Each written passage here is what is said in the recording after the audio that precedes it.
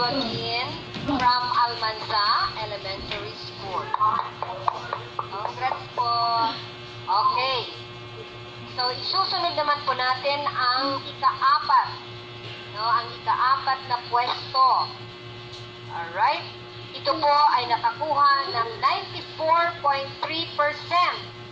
Tingnan niyo po, a matter of 3%, talagang ganun talaga, no, ang laban, no? Na ito po ay nagmumula sa Doña Manuela Elementary School. Congrats! Oh, Nakinuha ko na! Congratulations, Marcela. At ngayon naman, you're welcome. Isusunod naman po natin ang ikatlong pwesto. Yan. Kabado na ang talon. Alright.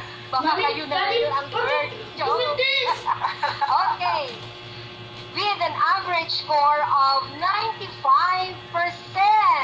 Wow! Sa tingin niyo, kids, sino kaya?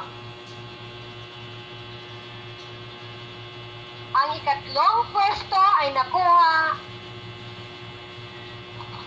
ni Michelle Marmo. Yes! Pampanga Elementary School, Unit 1. Congratulations! Galing-galing nyo.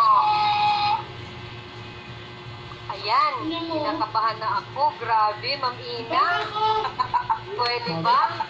Palakasan na lang tayo. Okay, ang nagkamit sa ikalawang pwesto na may score na 96%. Tirin!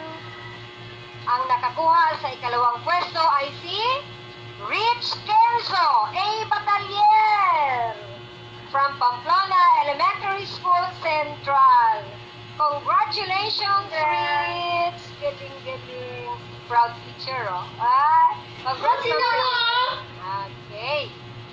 At ang first, unang gatimpala with an average score of 98% ay walang iba.